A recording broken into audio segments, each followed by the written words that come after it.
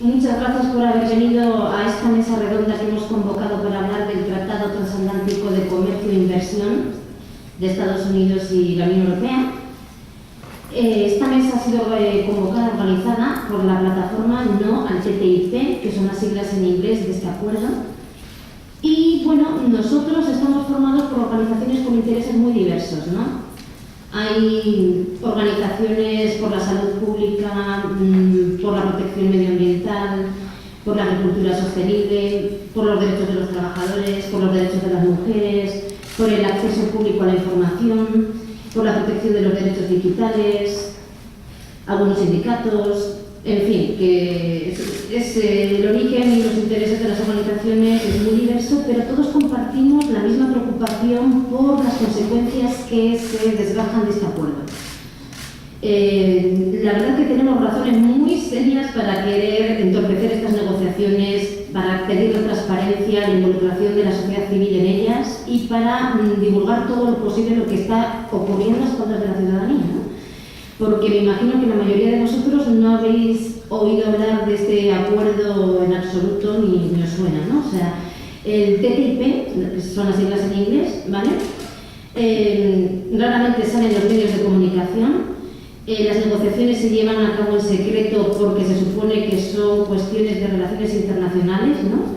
Lo negocia la Comisión Europea junto con la Administración americana, pero realmente afecta a todas las salvaguardas laborales, sociales y medioambientales europeas, ¿de acuerdo? Además de que es un ataque frontal a la calidad del sistema democrático, ¿no? Por lo que conlleva.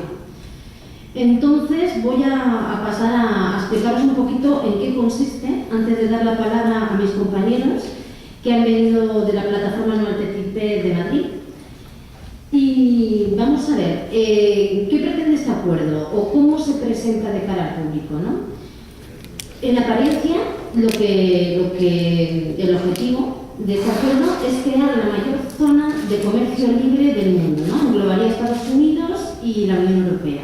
Esto es lo que dicen. Dicen también que incrementaría el PIB en un 1%, que se crearían millones de puestos de trabajo.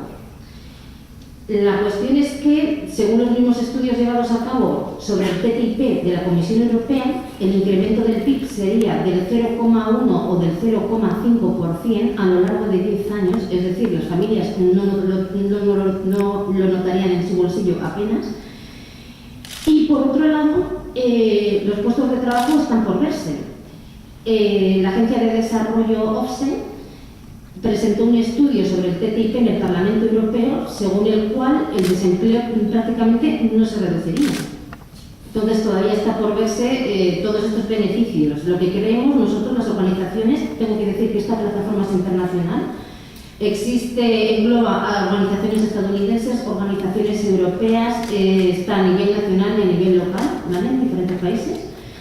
Y lo que tenemos muy claro es que sí es una amenaza grave a las protecciones y salvaguardas europeas, tanto en materia laboral como social como medioambiental. ¿Y esto por qué? Pues porque, vamos a ver, al querer esta zona de libre comercio, lo que se pretende es hacer una equivalencia entre sus regulaciones y las nuestras. Es decir, el problema no son los aranceles entre ambos lados están alrededor de un 5%, eso no es el problema.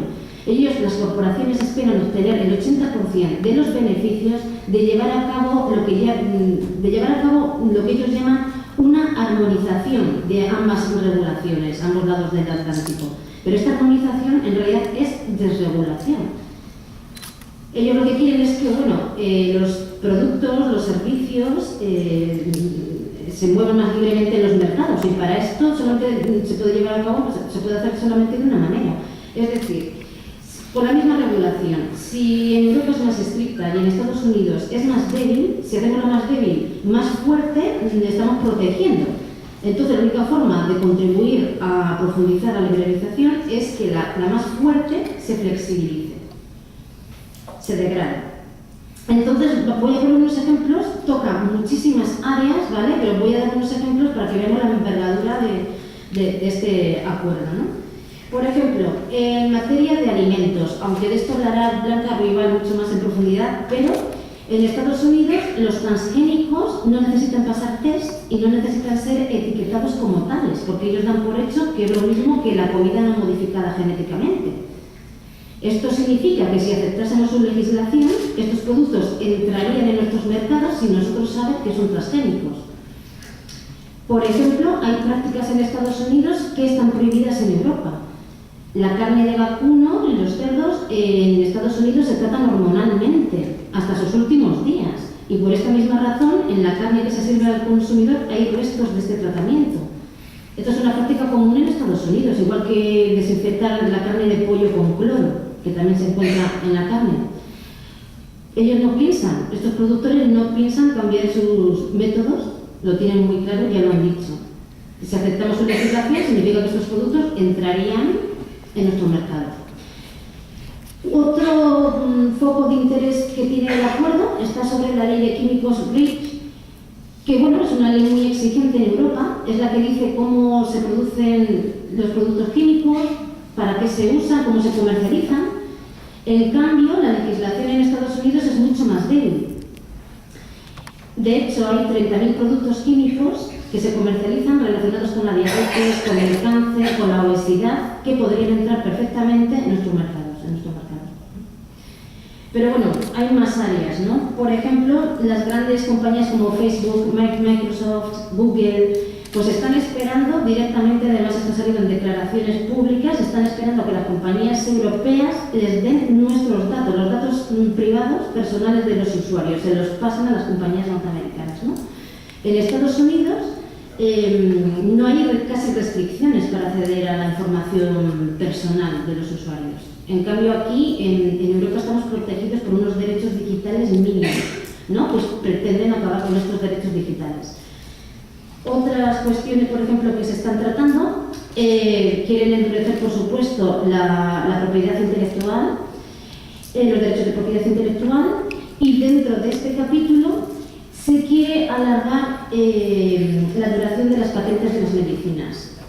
Pero esto realmente podría dificultar mucho que los pacientes puedan acceder a medicamentos asequibles. La cuestión es necesario que las patentes expiren, porque esto genera competencia entre las farmacéuticas para abaratar los medicamentos, los costes de los medicamentos. Por poner un ejemplo, el tratamiento antirretroviral VIH en el año 2000 costaba $15.000 por persona, en la actualidad $150 por persona. Es decir, es una reducción del 99% del costo. Es decir, es muy importante que haya competencia entre las farmacéuticas, ¿no? Y si no la hay, lo que estamos provocando es que no entren menos genéricos en el mercado y que estemos entorpeciendo el derecho de los pacientes a acceder a medicinas asequibles, ¿no? Otro foco de interés que tiene este acuerdo, la Comisión Europea está haciendo muchísimo hincapié en desregular el sector financiero americano. No es que esté mucho más regulado que el nuestro, pero lo está un poco más. Por ejemplo, tienen una ley que protege a los clientes de timos, tipo las preferentes, ¿no? Porque por ley no se puede poner el dinero de los depositantes en cierto tipo de productos. Tienen también algunas regulaciones de control de riesgos sistémicos, por ejemplo. Pues la Comisión Europea hace muchísimo hincapié, está empeñada en que se desregule para comercializar más libremente los servicios y productos financieros, a pesar de que fue lo que creó la crisis financiera y económica actual, y todos lo sabemos, ¿no? Más puntos de interés dentro de los acuerdos. Por ejemplo, los derechos laborales. Aunque la Unión Europea dice que la soberanía para legislar sobre los derechos laborales la sigue teniendo cada Estado, cada gobierno, lo tienen mientras no sean un obstáculo en la inversión, dicho por ellos mismos. ¿Pero esto qué quiere decir? Si nosotros tuviésemos que equiparar nuestros derechos a los de Estados Unidos, tenemos algo bastante que perder, porque ellos no han ratificado todos los convenios de la Organización Internacional del Trabajo. Por ejemplo, los convenios colectivos, el convenio para la libre organización. Se pueden organizar, pero con muchas limitaciones, porque tiene una ley bastante antisindicalista, ¿no? Realmente afecta a muchos más aspectos, a muchísimos más. problemas. Esto solamente es para dar unos ejemplos, ¿no? de algunos temas ya que se están tratando, ¿no? Y cómo nos podría afectar. Lo que sí es evidente también, por mucho que digan que crearía millones de puestos de trabajo, que eso no está claro, en principio lo que sí habría es una reestructuración productiva, igual que vimos en España cuando entramos dentro de la Unión Europea, que miles de personas se iban a la calle porque se cerraban, los ciertos sectores tendían a desaparecer. Aquí ocurriría lo mismo. No quiere decir que no se puedan crear empleos, pero no es algo automático. La cuestión es que cuando se abren los mercados y los sectores tienen que competir con sectores extranjeros, aquellos que son menos competitivos tienden a desaparecer. Miles de personas pierden sus puestos de empleo y la empleabilidad no es automática. Es decir, si se reduce un sector, esas personas pueden entrar quizás a trabajar en otro sector, pero tienen que formarse en algo completamente distinto. Y quizás el trabajo lo tengan que buscar en otra parte de su país o en otro país distinto. Es decir, que la cosa no es tan fácil, ¿no? Y la Comisión Europea lo sabe, porque de hecho saben que habría que tomar unas medidas para mitigar los impactos negativos. Lo que pasa es que esto no se está negociando, no es parte de las negociaciones, ni se hace hincapié en ello, ¿no? Parece que dan por hecho que los gobiernos, pues bueno, ellos mismos por su cuenta ya se las apañarán, ya tendrán capacidad para absorber estos impactos negativos, ¿no? Pero bueno, la preocupación de la plataforma viene por dos puntos de este acuerdo, ¿no? Uno está en la desregulación, ¿vale? En cómo nos podría afectar. Primero, porque tenemos que aceptar que se degraden nuestras normas, regulaciones y protecciones. Esto es lo primero, el primer punto, ¿no? Pero segundo, y también muy importante, se están creando procesos de toma de decisiones paralelos, al margen totalmente del control democrático y de la ciudadanía. ¿Esto cómo se hace? Pues se hace, por un lado, desregulando. Por otro lado, con la creación de un consejo que ellos llaman Consejo de Cooperación Regulatoria. Esto es básicamente corporaciones y políticos que se sientan a la mesa a decir cómo hay que armonizar estas regulaciones y qué hay que hacer con ellas. Totalmente al margen de los ciudadanos y de los parlamentos europeos. Y tercero, también a través de un mecanismo, que es la parte más controvertida hasta el momento de este acuerdo, que se llama el mecanismo de resolución de conflictos entre inversor y Estado. Y este mecanismo lo que pretende, lo que da, es derechos a las corporaciones a demandar a los gobiernos cada vez que aprueben una ley, aunque sea totalmente legítima y por el interés público, a demandar a estos gobiernos si afecta a sus intereses, a sus posibles beneficios futuros. Y esto no es que lo creamos, es que viene pasando ya desde hace 10 años. Muchos países han sido demandados por esta cláusula. De 514 demandas que hubo en el año 2013, el 36% fue contra países desarrollados. Países donde hay un sistema legal al cual se puede recurrir para defender los derechos de cualquiera, de las corporaciones también, porque hay leyes que protegen la propiedad privada. Entonces, ¿qué necesidad hay de dar un derecho a las corporaciones a que puedan demandar a los gobiernos en tribunales de arbitraje fuera de su sistema legal en el extranjero, en tribunales ad hoc, formados por un panel de 3 abogados privados? Uno de ellos hace las veces de juez, otro de fiscal y otro de defensor del Estado. Y puedo dar ejemplos, de esto va a hablar Luis Rico mucho más en profundidad, ¿no? Pero para que veamos un poquito la extensión del problema, ¿no? Se han demandado a países por las causas más legítimas, por aprobar leyes para favorecer la salud pública, para reducir el consumo del tabaco, para la protección medioambiental o por tomar medidas para luchar contra la crisis económica y financiera. Y por poner ejemplos así concretos, la compañía, por ejemplo, Vattenfall, compañía de energía sueca, demandó al gobierno alemán tras el accidente de Fukushima porque el gobierno alemán quería desmantelar 2 de sus plantas nucleares. Y le demandaron por 3.700 millones de euros, que se paga con dinero de los contribuyentes. También en Uruguay, por ejemplo, simplemente por lanzar una campaña muy buena, avalada por todos los activistas, por la Organización Mundial de la Salud, simplemente una campaña para reducir el consumo del tabaco, pues también al final tuvo que pagar 2.000 millones de dólares en demandas de diferentes organizaciones. Argentina lo mismo, demandada por tomar medidas para luchar contra la crisis, en el 2001, por congelar simplemente los rangos de interés de los servicios públicos de agua y de electricidad, por ejemplo. Pues le demandaron más de 40 compañías. También, 2.000 millones más. Pero esto es dinero que pagamos los contribuyentes, lo pagamos nosotros. La cuestión es que en estos tribunales de arbitraje, los árbitros, este panel que hay, no está en la necesidad de tener en cuenta la legitimidad de las leyes que se aprueban o del interés público. No tienen que tener en cuenta el interés público frente a las violaciones de los derechos de las corporaciones. Esto último es lo que tiene más importancia, ¿no? Lo que tiene prioridad. También hay que decir, estos bufetes de abogados han montado una industria en torno a esto y sacan muchísimo dinero de estas demandas, ¿no? Entonces lo promocionan ellos mismos.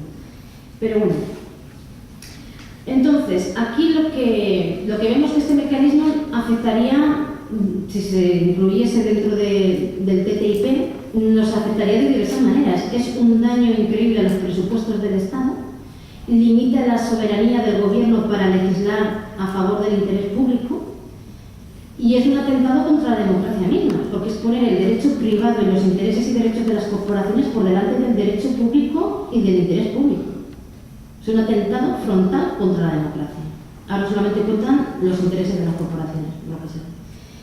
Entonces, con esta panorámica, porque el acuerdo es muy amplio, tiene muchas más consecuencias, se tratan muchas más cosas que mis compañeros van a explicar, pero así a grandes rasgos, viendo en qué consiste, lo que nos podemos dar cuenta es que no solo se trata de un acuerdo comercial y de inversión y nada más. Es un proyecto político de las élites económicas y políticas transatlánticas, europeas y estadounidenses, para conseguir ciertos objetivos. Uno, revertir una parte de los logros conseguidos por los pueblos hasta la fecha.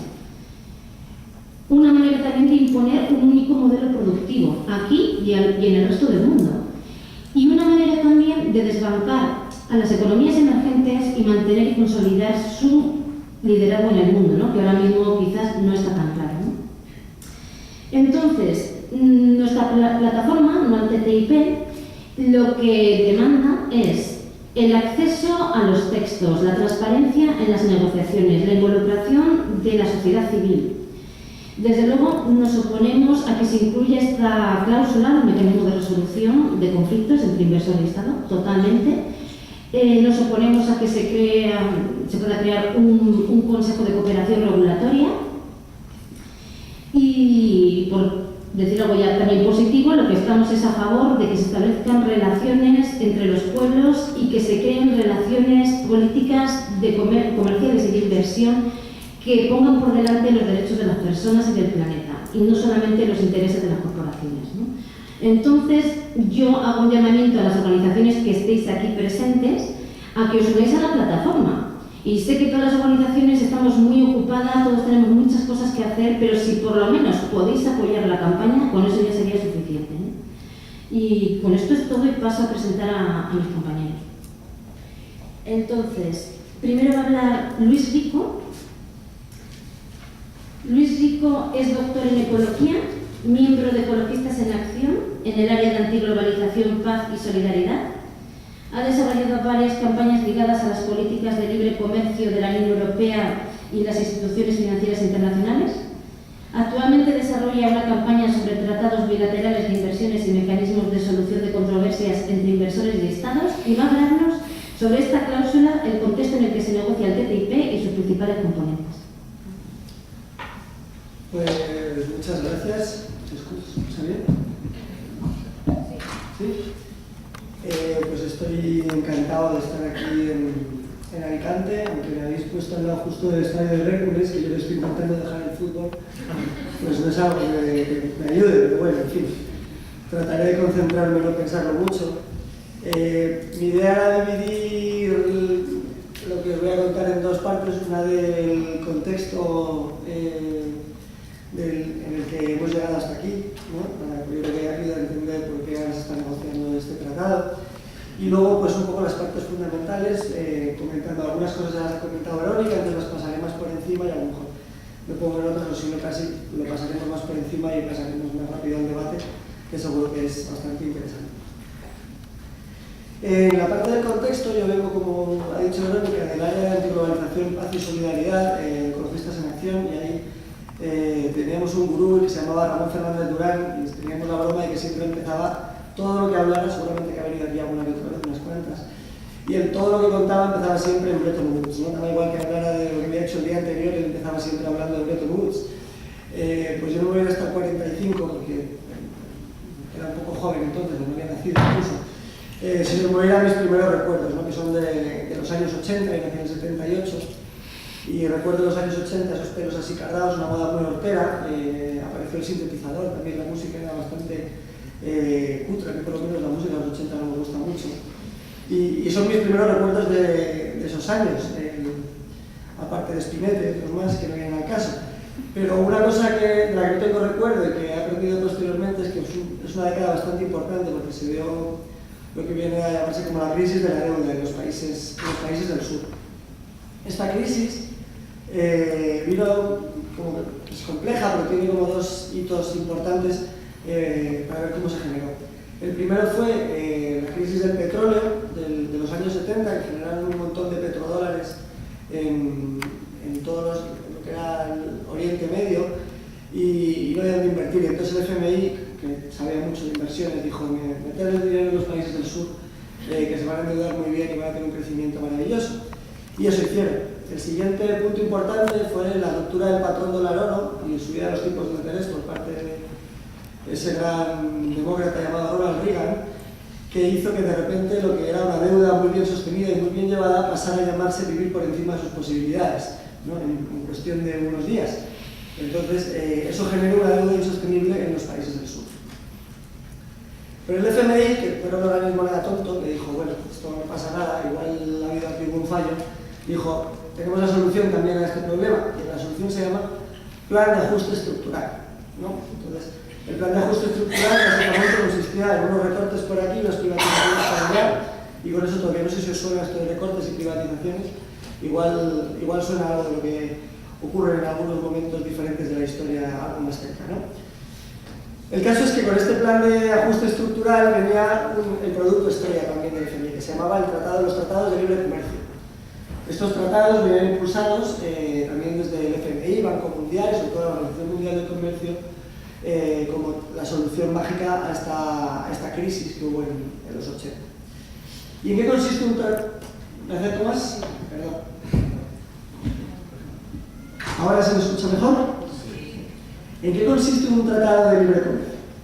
Pues un tratado de libre comercio tiene básicamente dos tipos de medidas. Unas medidas son arancelarias, que es reducir los aranceles para que aumente el comercio entre las potencias y que haya una especialización, que cada potencia o cada país se especialice en algo concreto ligado a la exportación para que aumente el comercio.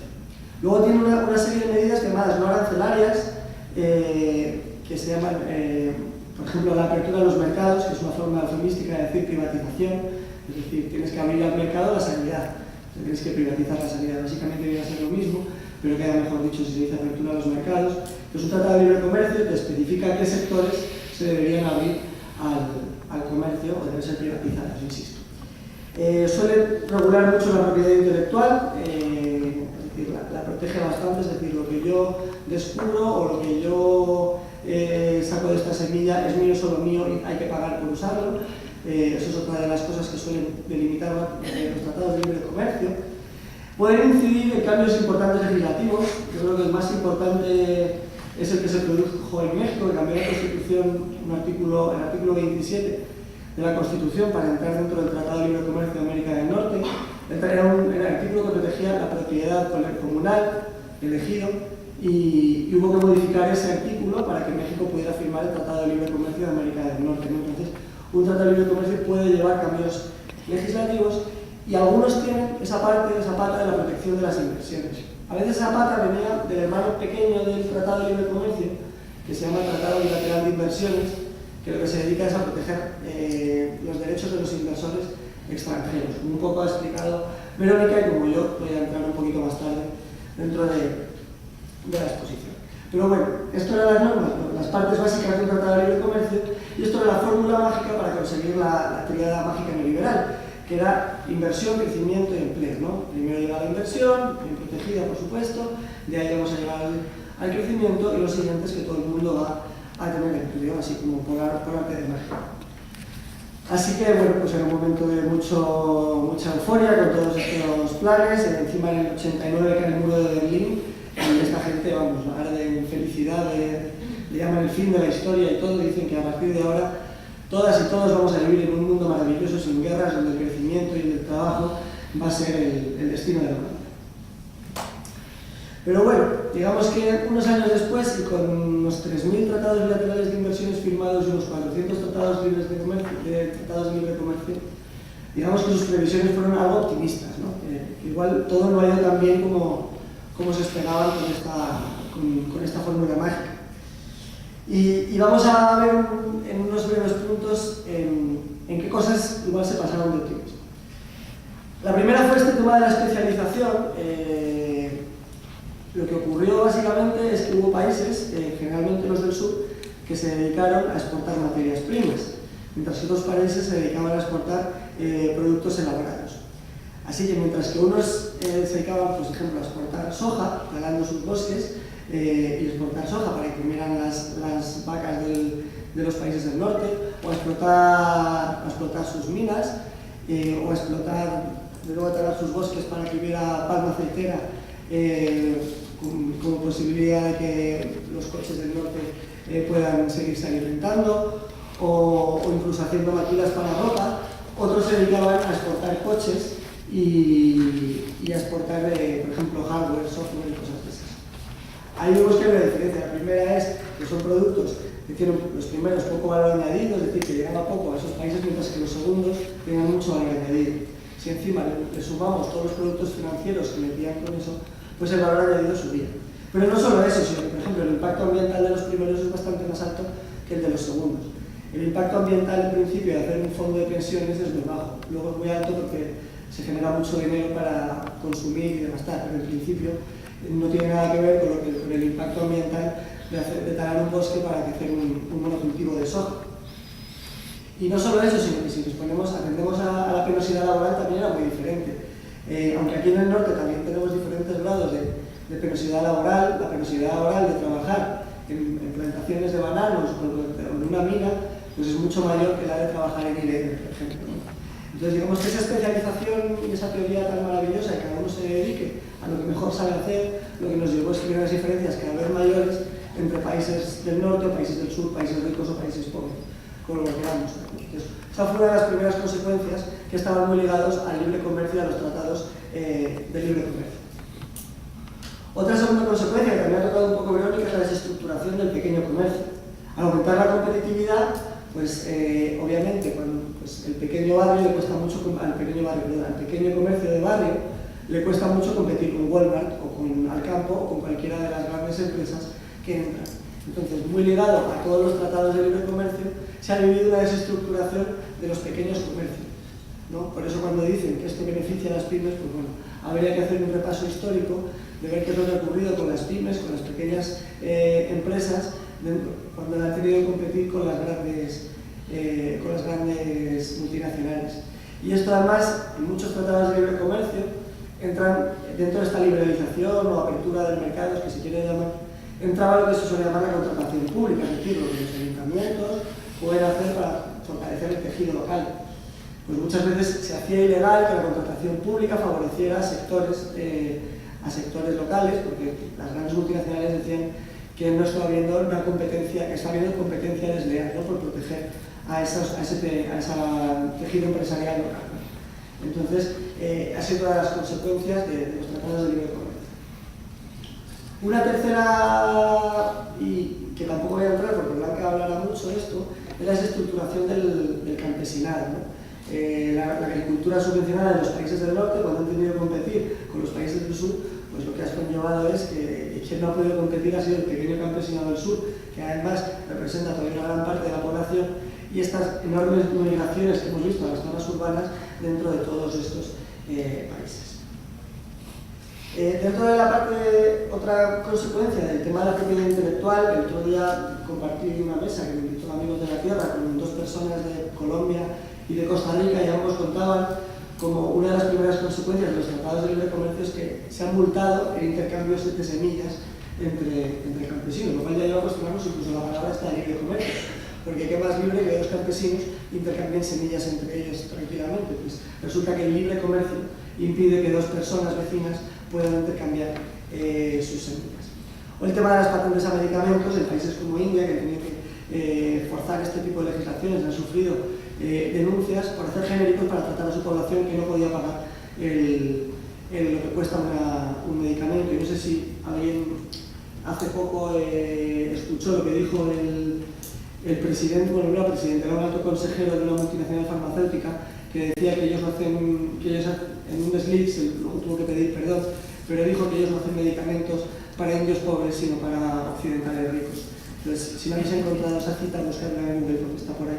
Al día siguiente dijo que se había malinterpretado, no sé qué se puede malinterpretar, que no hacemos medicamentos para indios pobres, pero dijo que bueno, que había sido un desliz y que se había malinterpretado. Pero en fin, básicamente lo que supone esto es que no se hacen medicamentos para indios pobres, sino para occidentales ricos, y que la investigación se centra básicamente en las enfermedades que pueden pagar los ricos. Una quinta consecuencia es el aumento de emisiones, obviamente ligado a que cuanto más aumenta el comercio global, no es lo mismo que los pimientos vengan de aquí de la huerta mediterránea, que vengan de Navarra o que vengan de Chile, ¿no? Entonces, cuando los pimientos vienen de Chile, obviamente hay un aumento de las emisiones bastante obvio y que además no se puede refutar por ningún lado. Y luego, por último, quería entrar en esta parte de la protección de las inversiones que comentaba Verónica, que muchas veces venían los tratados de libre comercio o en su hermanito pequeño que decíamos, el Tratado Bilateral de Inversiones, que hay unos 3.000 firmados en el mundo. Alemania es el país que más tiene, que básicamente consiste en una serie de cláusulas para proteger a los inversores extranjeros. Y esto que digo es bastante importante. Solo los inversores extranjeros tienen derecho a usar este tipo de tratados. Es decir, en el tratado, por ejemplo, entre Alemania y Argentina, solo los inversores alemanes tienen derecho a usar este tratado. Esto encima tiene un poco de trampa, porque ¿qué es un inversor alemán? Cualquiera que tenga una sede en Alemania. Por ejemplo, Repsol, que tiene sede en Alemania, podría usar el Tratado Bilateral de Inversiones de Alemania contra Argentina, ¿no? Entonces se crea una especie de lex mercatoria supranacional global que pueden usar principalmente las multinacionales. Entonces, ¿qué cláusulas suelen tener estos tratados bilaterales de inversiones o los capítulos de protección de inversiones?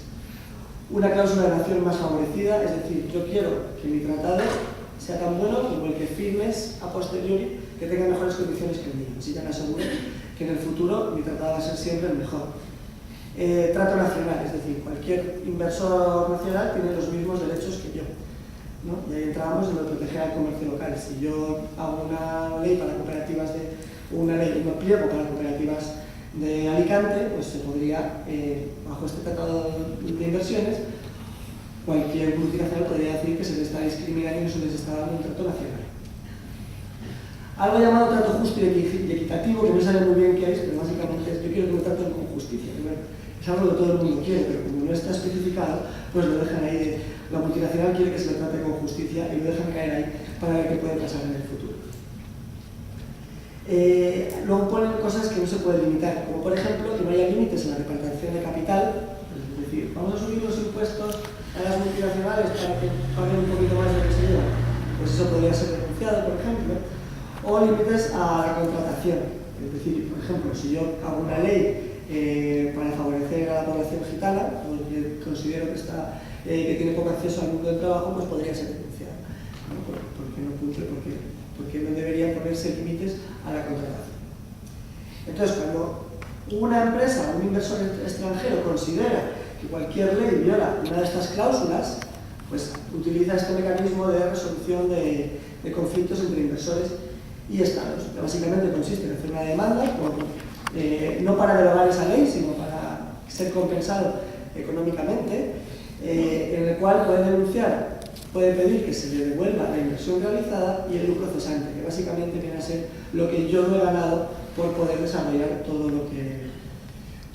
mi negocio, ¿no? Por ejemplo, ahora Infinito Gold es una empresa minera que quiere extraer oro en Costa Rica. Costa Rica, después de movilizaciones masivas, se ha negado a esta extracción de oro. Pues Infinito Gold ha decidido demandar a Costa Rica ante uno de los tribunales de arbitraje, el CIADI, por un valor de 1.092 millones de dólares. De estos 1.092 millones de dólares, 92 considera, que es por los estudios que ha hecho, que han costado 92 millones de euros. Ya me gustaría que me pagaran 92 millones de euros por un estudio, pero bueno, me han pagado 92, querámonoslo. 291 por las inversiones ya realizadas y el resto, es decir, 709 millones por lo que considera que iba a ganar y no ha ganado por no poder hacer por no poder abrir esta mina de oro, ¿no? Lo que se llama el lucro cesante. Entonces, esto entra dentro de lo que se puede denunciar. Pues bien, esto tiene unos problemillas, así, no sé si durante la charla habéis visto que alguien ha decidido que podía haber algún tipo de... El primero es de las cláusulas poco definidas, que es un trato justo y equitativo. Por ejemplo, hay gente que ha considerado que una ley ambiental que protegía un río es un trato que no es justo y equitativo porque tiene que cambiar su proceso de fabricación en una fábrica de metánicos, que fabricaba químicos, ¿no? Entonces considera que la protección del medio ambiente y del río que rodea esa fábrica era que no se estaba tratando de manera justa y equitativa. Otro problema que también ha comentado Verónica es esto del conflicto de intereses de árbitros, que de repente hoy actúo de árbitro, mañana de abogado, mañana de asesor de multinacionales, al día siguiente de asesor del CIADI y me voy intercambiando. Entonces, si alguien no ve que esto puede tener un pequeño conflicto de intereses, es que no sabe mucho de justicia. Porque es obvio que si soy asesor de una multinacional y luego hago de árbitro, pues algo de problemillas tiene la cosa. Digamos que es una puerta giratoria así, pero a la vez gigante, ¿no?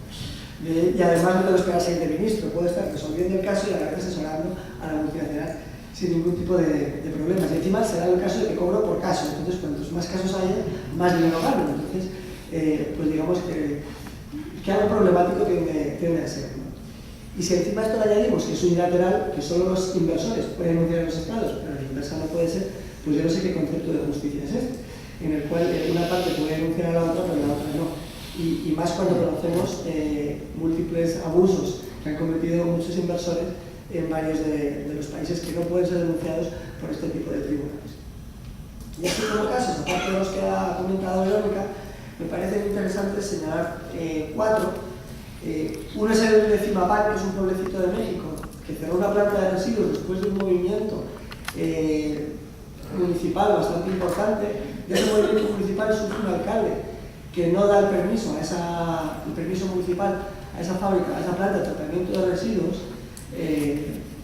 y por no dar esa licencia, México se ve obligado el año pasado a pagar 50 millones de dólares. Esto me parece interesante porque es el ejemplo de cómo un movimiento local de resistencia a algo que afecta a un municipio, cómo al final hay un precio que pagar por el éxito de ese movimiento, ¿no? Cómo se está asegurando está un derecho a los inversores por el cual pueden competir de manera injusta contra movimientos locales, ¿no? Otro caso interesante fue como Sudáfrica hizo una ley para que la población negra, para que dentro de todas las empresas hubiera un mínimo de accionistas negros, y esto fue denunciado por inversores italianos porque consideraban que violaba sus leyes. Entonces, años de apartheid no pueden ser solucionados por las demandas de esta empresa italiana. Este caso se resolvió en que Sudáfrica básicamente cambió la ley y hizo más suaves, siguió pasando esa ley, pero haciendo mucho más suaves los requisitos de las empresas y del número de inversores negros que tenía que tener. En las medidas argentinas anticrisis ya las he comentado, así que no voy a entrar, pero hay un ejemplo que no voy a entrar ahora, que yo creo que igual no está para el debate más tarde, que es el tema de, no sé si sabéis que el Estado español acumula unas 40 denuncias sentenciales por la política que hizo Rajoy de dejar de apoyar a las renovables. Y esto es un caso que lo dejo para el debate porque es bastante contradictorio, ¿no? Creo que muchas personas, yo entre otras, estamos en contra de ese viraje que hizo Rajoy. Y sin embargo, sirvió para que, digamos que hubo inversores que denunciaron, entonces incluso hasta se podría ver, porque había gente que apoyaría este tipo de mecanismos en caso de leyes como la que pasó el gobierno actual contra las renovables. Sin embargo, yo estoy en contra, y no voy a decir por qué, porque si queréis luego lo debatimos en el, yo creo que tiene más nuevo pasar al debate y ver qué opina la gente del uso de este tipo de mecanismos en caso de leyes que pueden ser contrarias a la población, ¿no? Como el caso de la población negra, que se ve bastante claro que era bastante justa, ¿no?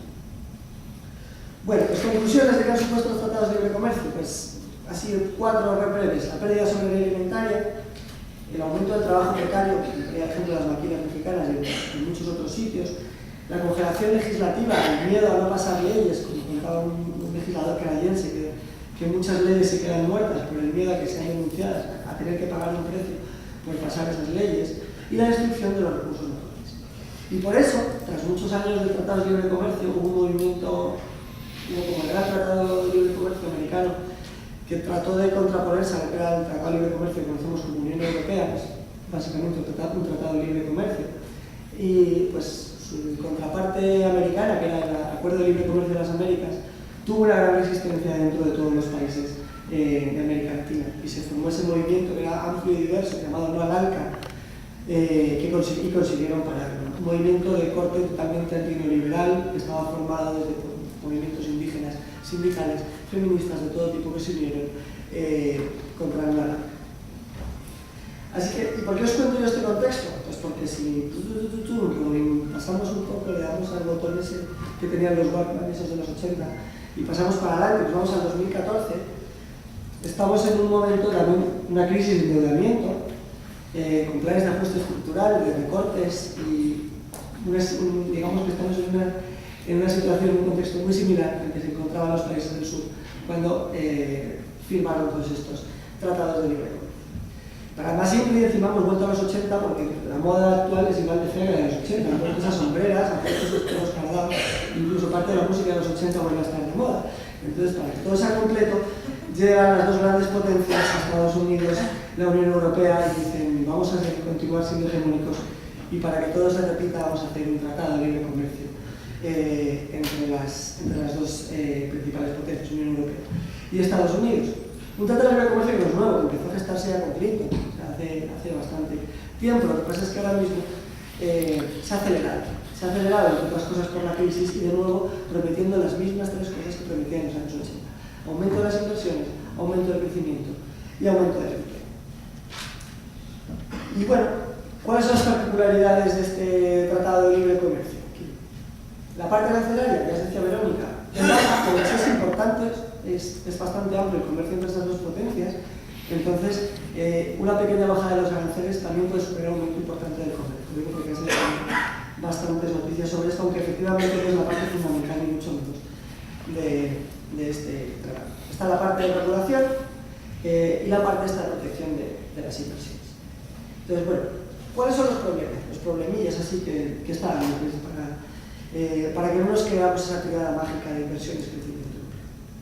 Bueno, el primero que hemos quedado un poco es esa falta de transparencia que existe. El hecho de que no haya llegado ni un mínimo borrador del texto, que el mandato haya tenido que ser filtrado para el mandato que da el Consejo. Sabéis que la Comisión funciona después del mandato del Consejo, está formado por los jefes de Estado de la Unión Europea. El mandato lo conocemos porque ha sido filtrado, los borradores de los textos no se conocen en absoluto, pero es que no los conoce ni el Parlamento Europeo. Tenemos ideas de lo que se está negociando, pero no hay información. La Unión Europea da una excusa un poco pueril, diciendo que no quieren dar los borradores de los textos para que la otra parte negociadora, es decir, Estados Unidos, sepa lo que se va a negociar, sepa cuál es la posición.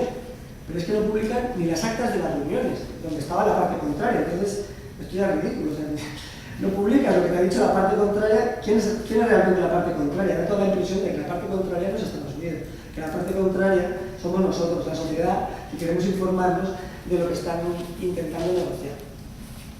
Segundo punto problemático es el acceso que están teniendo los grupos de presión. No sé si sabéis, en Bruselas viven 30.000 personas dedicadas a acosar a los comisarios y a los europarlamentarios.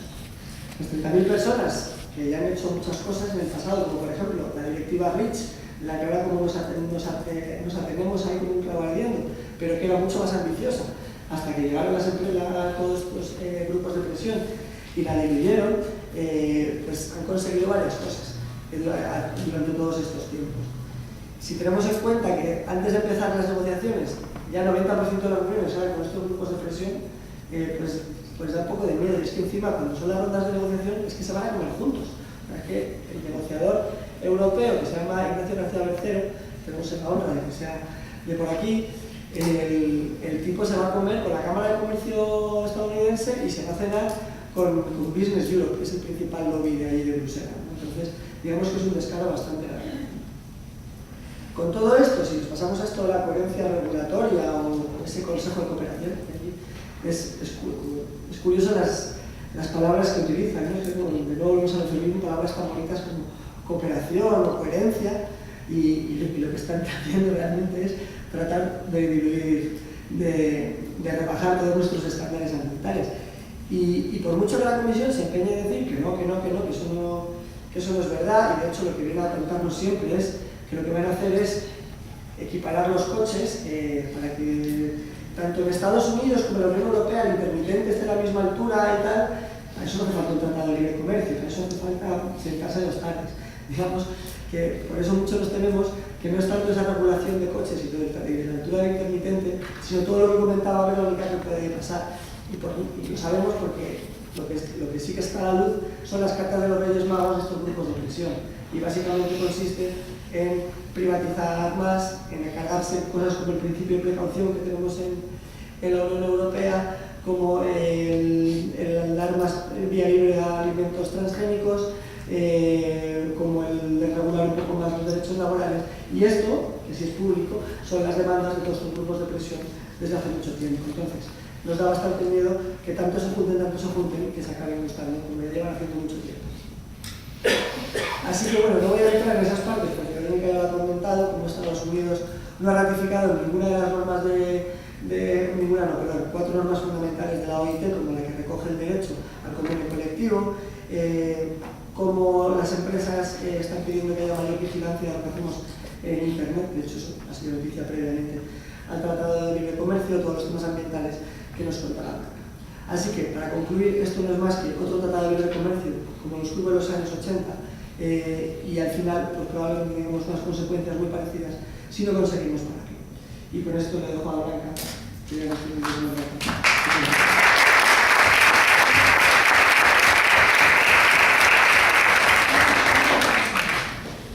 Entonces, damos la palabra a Blanca Ribán. Es ingeniera agrónoma y responsable de agricultura y alimentación de la Asociación Amigos de la Tierra. Su trabajo se ha desarrollado principalmente con comunidades campesinas en Centroamérica y en diversas campañas públicas en España contra los transgénicos y a favor de la soberanía alimentaria. Y nos va a hablar de los impactos del TTIP en transgénicos, producción de alimentos y normas de seguridad alimentaria, así como de los impactos negativos sobre el medio ambiente del fracking y otros combustibles. Buenas, mucho gusto estar aquí, mucho miedo de los 80, otra vez de vuelta. Y bueno, realmente me han contado un poco los principales motivos por los que puede ser por los que el Tratado de Libre Comercio entre Estados Unidos y Europa supone una grave amenaza para el medio ambiente y para la soberanía alimentaria, que son estos dos temas en los que me voy a centrar. Básicamente los motivos por los que es una amenaza se encuentran en el tema de la desregulación, la coherencia regulatoria, aunque el aumento de comercio en sí mismo es perjudicial para el medio ambiente. También lo ha dicho Luis, más comercio implica más extracción de recursos naturales, implica más contaminación, más viajes de mercancías, estos son más emisiones de CO2, justo lo que necesitábamos en este momento, y más residuos. Esto textualmente lo ha reconocido la Comisión Europea en sus textos, en su evaluación de impacto del Tratado de Libre Comercio. Lo que no ha dicho la Comisión Europea es todo lo demás, ¿no? Lo que nos quieren ocultar, que es el tema de la desregulación y la coherencia regulatoria, que también le ponen otro nombre bonito, que es armonización, que suena muy bien, pero todo es bastante perverso. Y es que muchas de las de las normas que molestan a las corporaciones, que molestan a las multinacionales, son normas de protección ambiental. Podemos pensar, por ejemplo, en las normas que regulan la autorización de un pesticida o de un fertilizante, son mucho más estrictas y de hecho en Estados Unidos se emplean muchos herbicidas o pesticidas que son considerados muy tóxicos y aquí no se emplean, ¿no?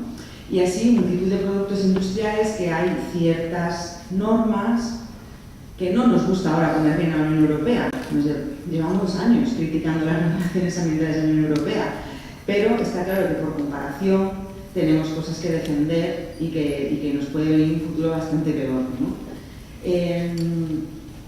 Y otro tema, otro mecanismo por el cual el medio ambiente se puede ver gravemente afectado en este tratado es precisamente el mecanismo de, a ver, cada uno lo llamamos diferente. Yo he puesto aquí las siglas en inglés, ISDS, y lo llamamos mecanismo de arbitraje entre inversores y estados, o cualquier cosa parecida lo llamamos.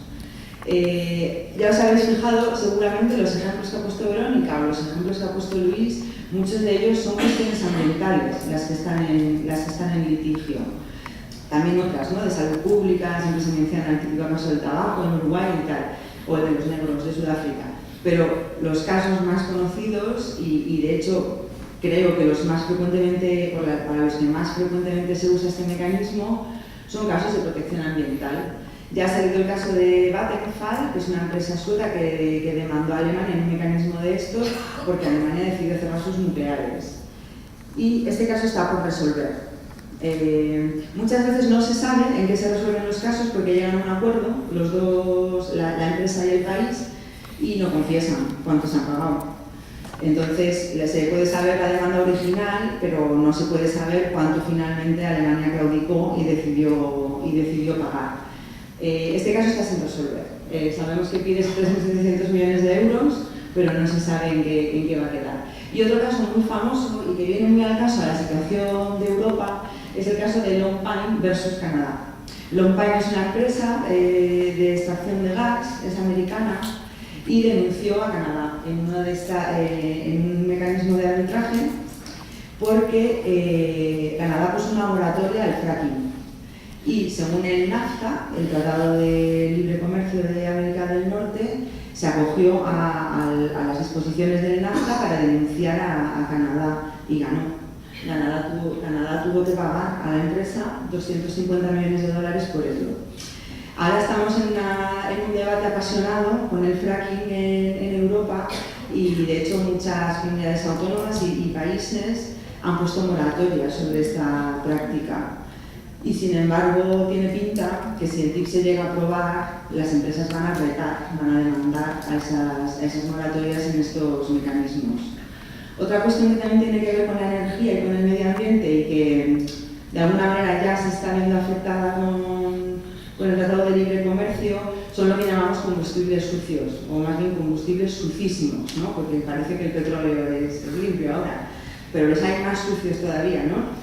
Y son combustibles que no se usan en Europa porque hay una ley de calidad una directiva de calidad de combustibles que dice que tienen que tener unos requisitos y tender a ser cada vez más limpios. Entonces, por ejemplo, las arenas bituminosas, que tienen fama de ser muy, muy sucias, la verdad que no soy una experta en el tema de energía, no se estaban usando porque no rentaba y porque no cumplían la directiva. Entonces, por ahora esa directiva está en un parón y tiene pinta que se sabe que está también en el punto de mira este tipo de leyes de las empresas americanas para poder, están locos por exportar un montón de cosas, las cosas más cochinas, las arenas bituminosas, el gas y un montón de cosas agrícolas y alimentarias que no queremos, que ahora veremos a continuación. Entonces, pese a la falta de transparencia, como decía Luis, las empresas sí que se quitan la careta, ¿no? Y las cartas, y sus peticiones a la Comisión Europea están muy claras. Entonces, de ahí es de donde en los movimientos hemos podido saber qué se está negociando realmente, porque ahí es cuando le han preguntado a Monsanto y al fabricante de fertilizantes a ti qué te molesta, y Monsanto ha hecho una lista de todas las leyes europeas que le impiden vender sus productos aquí, y la Comisión Europea se ve que está trabajando duro para complacerlos. Pasamos a ver cómo va a afectar la coherencia regulatoria o la armonización a la seguridad alimentaria, a qué comemos en Europa. Y puede afectar radicalmente, y es uno de los temas más controvertidos. De hecho, desde el principio, desde hace un año, cuando se hablaba del Tratado de Libre Comercio y nadie sabía apenas ni lo que era, ya decía Barroso, no os preocupéis que no van a entrar los transgénicos. Lo que tiene toda la pinta de que sí que van a entrar, porque nadie ni le había preguntado. Y esto, pues por ejemplo, los transgénicos están ahí en el debate desde el principio. Es evidente que la industria alimentaria y agraria es una industria que mueve millones y las semillas transgénicas en particular, ¿no? Pero bueno, además de cosas concretas como los transgénicos y de otros productos, sustancias y cosas que ya veremos, hay una cuestión de enfoque que es muy importante conocer, y es qué entendemos en Europa por seguridad alimentaria y qué entienden en Estados Unidos y cómo se atreven a llamarlo seguridad alimentaria, teniendo en cuenta lo que entienden, ¿no? Y es que en la Unión Europea se sigue un mecanismo que se llama de la finca al plato, y consiste, es esto que nos venden tanto, de la trazabilidad, de que todo el rato está vigilado el alimento y desde la finca hasta el plato. Que luego la carne de caballo no se sabe de dónde viene, pero bueno, el mecanismo está ahí sobre el papel y se supone que se aplica, que se verifica la calidad de los alimentos desde la finca al plato. Sin embargo, en Estados Unidos solo se verifica el producto final. Y está así puesto en sus leyes, de tal manera que cualquier contaminación que se produzca al principio, si la consiguen arreglar en el camino, no se puede saber ni en qué momento se ha producido la contaminación, y de hecho se pueden disimular un montón de contaminaciones y de sustancias en los productos. Y otro punto fundamental es el principio de precaución. El principio de precaución es básico en la Unión Europea e indica en dónde cae la carga de la prueba. Y lo que dice el principio de precaución es que si existen dudas, no necesariamente certezas, sino que si existen dudas de que un producto o un alimento o una sustancia química puede ser perjudicial para la salud y para el medio ambiente, entonces es suficiente para restringir o prohibir ese producto, y además es la empresa quien tiene que demostrar que el producto es inocuo. En Estados Unidos pasa justamente al revés. Si el gobierno o el condado, supongo, quiere restringir o prohibir un producto, entonces el gobierno es responsable de demostrar que ese producto es malo. Y solamente si hay pruebas científicas de que existe un daño, se puede prohibir o restringir un producto. Y esto afecta a un montón de cosas, a todas las normas sanitarias y fitosanitarias. Este es el mismo principio por el que, por ejemplo, en Europa apenas hay transgénicos cultivados, solo uno, de hecho, y en Estados Unidos hay un montón. Y veremos otros, y afecta a muchas cosas. Podemos ver, bueno, el caso de los transgénicos, podemos detenernos aquí un poco más, y es que efectivamente en base al principio de precaución, esto es lo que ha dado lugar a que en Europa solo haya un transgénico que se cultiva. Se importan unos cuantos más, hasta 60 de soja y de maíz que forman parte del pienso, y se etiquetan los productos. Esto es un poco engañoso porque se etiqueta el producto final y al final la manera en donde están los transgénicos en realidad es en el pienso, y el pienso está etiquetado, pero la gente no suele ver el pienso en la tienda. La gente en la tienda va a comprar carne, leche, huevos, y en esos productos no sale que los animales han sido alimentados con transgénicos. Esto por dar un poco de caña a la Unión Europea, que desde que hablamos del TIC parece que la Unión Europea es lo mejor que nos ha pasado, y la Unión Europea tiene un montón de defectos, y justamente en materia de alimentación y en materia de medio ambiente, pues tiene leyes bastante defectuosas, y concretamente la ley de etiquetado de transgénicos es que le hemos dado muchísima caña desde que existe, y ahora nos estamos partiendo la cara por ella. Pero bueno, no hay que dejar de poner la nota crítica de que nos encantaría que los productos derivados de animales estuviesen etiquetados. ¿Qué pasa? Que en Estados Unidos no se etiqueta nada. Decidieron en los años 80, allá cuando se sabía muy bien lo que era un transgénico era lo mismo que una planta normal.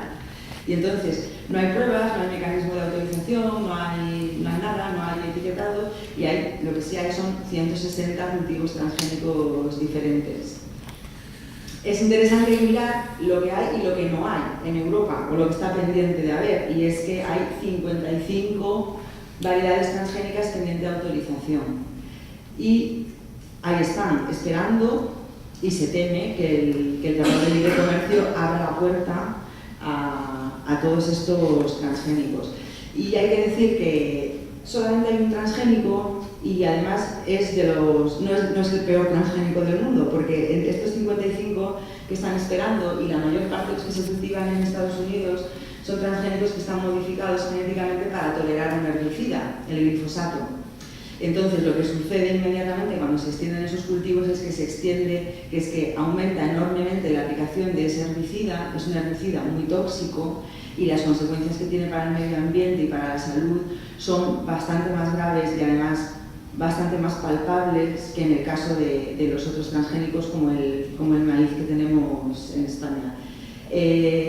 Monsanto y las grandes multinacionales de los transgénicos están deseando calzarnos esta tecnología, los transgénicos tolerantes al glifosato, porque para ellos son el negocio más redondo posible.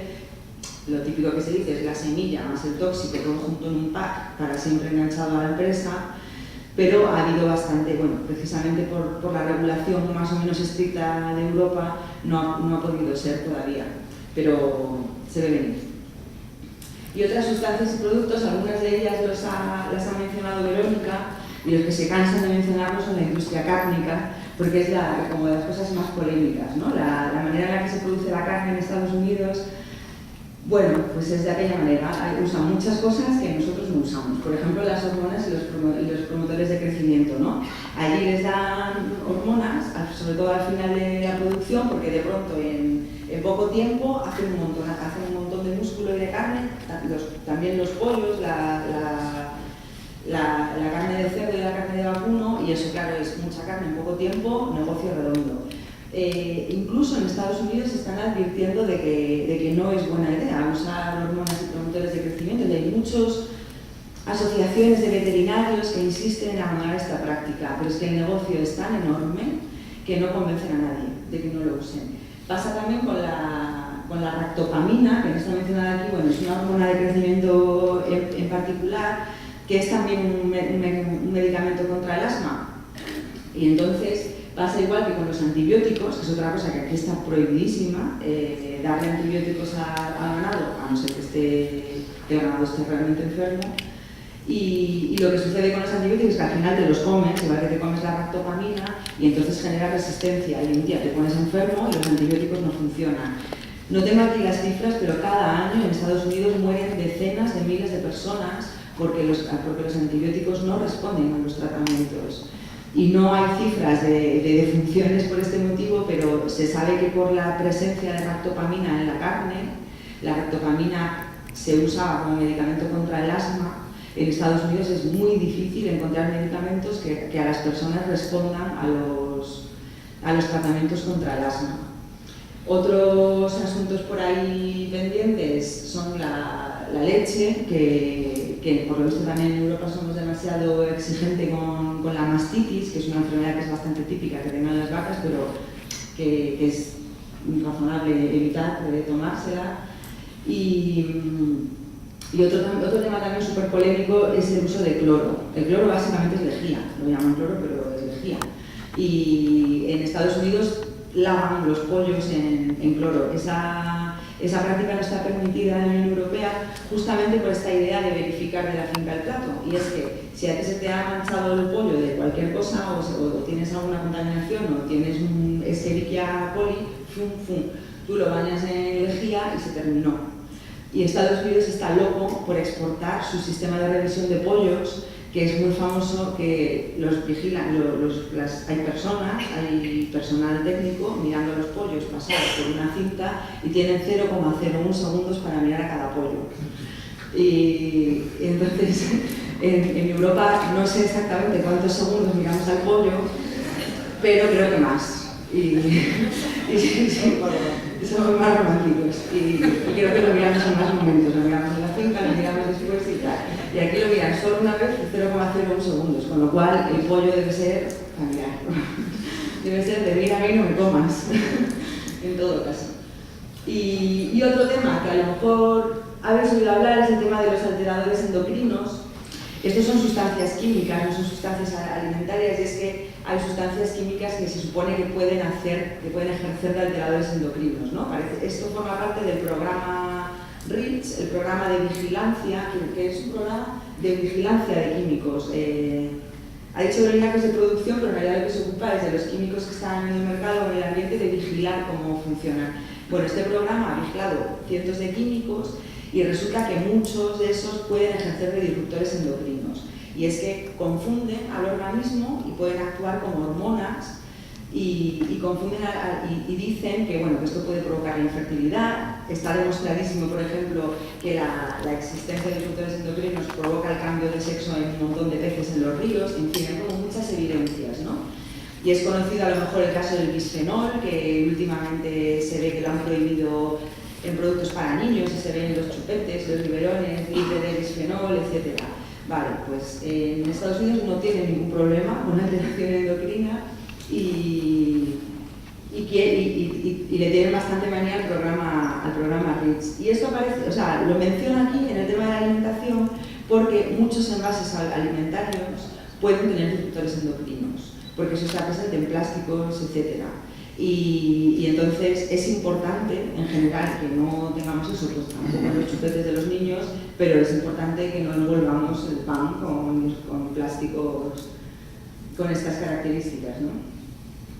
Y hay una cosa que la Unión Europea quiere de Estados Unidos, porque esto pasa en las dos direcciones, y es que Estados Unidos no importa vacuno de Europa por las vacas locas. Pero creo que lo hace sin ninguna razón, porque ellos tienen tantas vacas locas como nosotros. Solo que lo cuentan diferente y tal, y entonces al final es un poco de venganza, parece, más bien. Y tienen muchas ganas. Y otro punto también polémico es el tema de los límites de residuos permitidos. Se usan fertilizantes, se usan pesticidas y eso se queda en la fruta y la verdura, todo el mundo lo sabe. Siempre nos dicen en Europa que estemos tranquilos que está debajo del límite legal. Claro, pues a mucha gente no nos quedamos tranquilos con ese límite legal, la verdad. El límite legal en Estados Unidos es todavía más bajo y quieren armonizarlo. Que la armonización es a la baja, a nadie le cabe duda. El otro día contaban también en una mesa redonda sobre el TIC que a alguien se le ocurrió preguntar a los negociadores si existía alguna posibilidad de que la armonización se produjese al alta, y el señor miró como si viniese de Marte.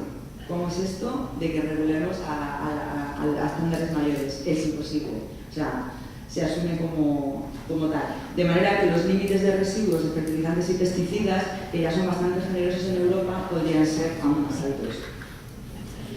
Y otra cosa que también es preocupante es lo que no hay todavía, y son todas estas cosas que en Europa no están reguladas o que no están reguladas en ninguna parte del mundo, pero que existen en los laboratorios y en los campos. Y se sospecha, y así lo ha afirmado también la industria, que el Tratado de Libre Comercio de alguna manera establezca los estándares de qué se va a hacer con estas cosas. Pues, por ejemplo, los árboles transgénicos, que no hay en Europa, pero hay investigación en Navarra, hay unos chopos transgénicos desde hace un montón de tiempo. Ese polen, yo no quiero pensar dónde va, porque la verdad que si habéis visto chopos en la calle, el polen del chopo viaja, que es una cosa espectacular. Y también el tema de los nanomateriales, que está muy presente, que tiene un mercado muy grande en la agricultura y en la alimentación. Los animales clonados en Estados Unidos están permitidos, se come carne clonada habitualmente. En Europa, en principio, están prohibidos, pero con una regulación un poco difusa. Están los animales transgénicos por venir. El salmón está al caer. En Canadá ya lo han autorizado, en Estados Unidos estarán a punto. Las moscas transgénicas ya nos amenazaron el año pasado con soltar moscas transgénicas para luchar contra una plaga del olivo en Cataluña, pero al final ni en España les autorizaron el experimento. Están otros animales transgénicos como el camello que produce leche materna o los cerdos que no contaminan sus purines. Los animales transgénicos son un campo prometedor para la industria biotecnológica que no está regulado. En Estados Unidos son más proclives a todos estos inventos biotecnológicos y sabemos que están también en el punto de mira del tratado el intentar establecer regulaciones flexibles y generosas. Y otro punto que también es preocupante es que en todos estos asuntos tecnológicos, biotecnológicos de agricultura y de alimentación o en general, Estados Unidos y Europa tienen normas, de unas cosas sí y otras no, pero hay montones de países en el mundo que no tienen normas todavía, que no tienen una regulación, y entonces parece que lo que se establezca en el tratado no queda entre Estados Unidos y Europa, porque estamos hablando de dos grandes potencias. Realmente parece que se va a establecer un marco global. O sea, pensar que, por ejemplo, Tanzania o Bangladesh va a poder hacer una ley de biotecnología inocente, ¿no? O sea, que de alguna manera se está estableciendo un estándar internacional, no se dice, pero está ahí. Y sobre todo lo que está ahí es que hay un montón de cosas que no están reguladas en otros países. Ni siquiera los intermitentes de los coches. Pues, ni Tanzania ni Ecuador van a poder a lo mejor poner el intermitente del coche a la altura que les parezca. Lo van a tener que poner a la altura que hemos dicho. Y hombre, el intermitente no importa, pero hay otras cosas que sí. Otros puntos que están contemplados en las negociaciones, y esto es Europa quien le tiene más manía a Estados Unidos, son los programas de compra pública local. En Estados Unidos se han puesto bastante de moda los programas Buy America, compra americano, y consiste en que en la compra pública de alimentos en general y de alimentos en particular, que se invierta en crear empleo local. Pues, por ejemplo, en Washington todo el dinero que se gasta el ayuntamiento en comprar comida para las escuelas, hospitales o tal, lo compra a productores cercanos para favorecer la economía local.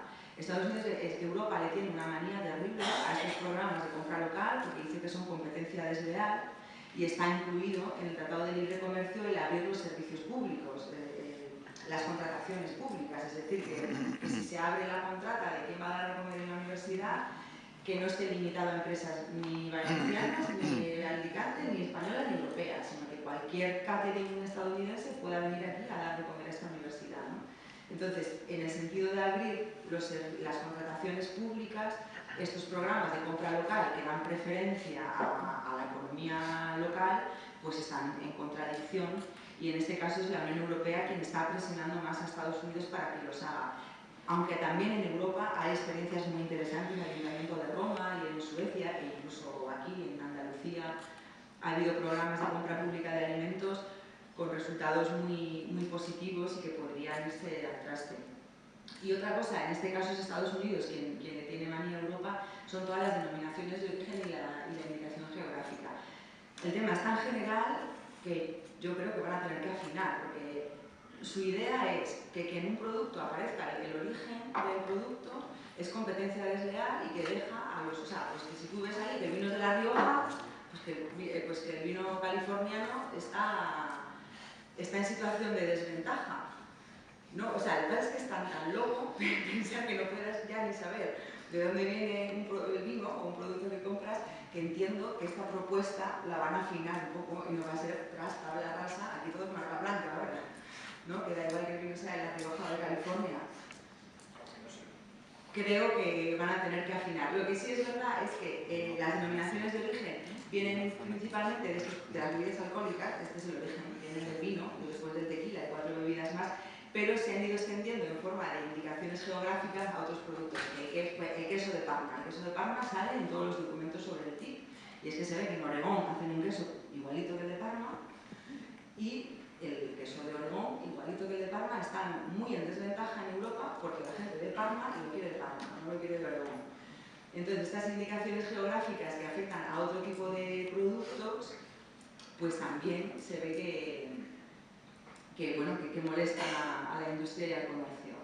Y otro punto fundamental en el que va a afectar el Tratado de Libre Comercio a la agricultura europea, no tanto a la alimentación, sino a la agricultura, al sector, es que todas estas normas que decimos, estas normas que en Estados Unidos son más flexibles, esto forma parte de una producción tanto ganadera como agrícola e industrial, masivo. O sea, imaginarse una granja de cerdos o un campo de trigo en Estados Unidos no nos lo podemos imaginar en Europa, nunca hemos visto algo así, ni siquiera en Vic o en Alemania o en Holanda han visto tantos cerdos juntos como puede haber en Estados Unidos, ¿no? Entonces, además de que las normas sean más flexibles y por tanto los costes de producción por eso más bajos, ya solamente la dimensión de la producción es muchísimo mayor en Estados Unidos y eso va a hacer que los agricultores familiares, las pequeñas explotaciones familiares europeas simplemente no puedan competir. Europa es mucho más pequeña en superficie que Estados Unidos y sin embargo tiene muchísimas más explotaciones agrícolas y ganaderas, lo que significa que cada una de ellas tiene un tamaño mucho menor. Y claro, pues tampoco hay que idealizar el agro europeo, porque evidentemente también hay mucho monocultivo, hay mucho latifundio y hay mucha ganadería industrial. Pero pese a que esa es la tendencia, existe todavía, y lo podemos ver cuando vas a cualquier lado en un tren, puedes ver que existe todavía un tejido diverso de pequeñas explotaciones, de pequeñas ganaderías, que todavía se conserva un poco la biodiversidad y tal. Toda esta estructura agraria, más familiar, más de pequeña escala, simplemente no puede competir con el modelo y con el sector agrario y ganadero europeo. Y de estos ejemplos hay miles. El caso de México, lo ha mencionado Luis, en México se terminó prácticamente se acabó con la agricultura campesina, dejó simplemente de ser competitiva. Y esto es un poco el futuro que le espera a la soberanía alimentaria y al sector. Pero por lo pronto tenemos buenas noticias, y es que su calendario no se ha cumplido. Iban a firmar este tratado en un PIS-PAS y en diciembre de 2014 iba a estar firmado, y ya han visto que no les da tiempo. Han suspendido, ni para septiembre ni para diciembre. Ya dicen que diciembre de 2015.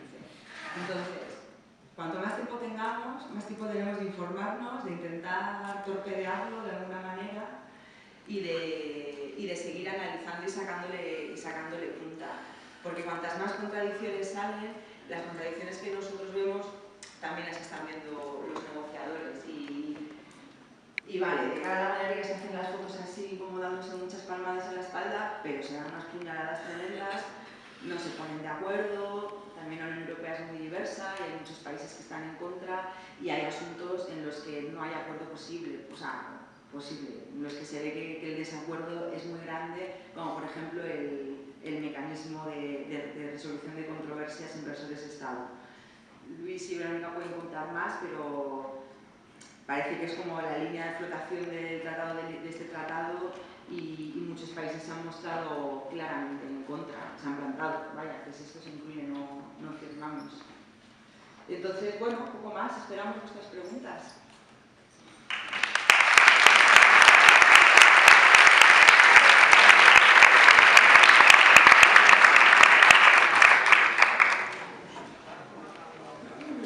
Bueno, antes de empezar con la ronda de preguntas, recordaros que hay una jornada abierta sobre el TTIP este mismo sábado.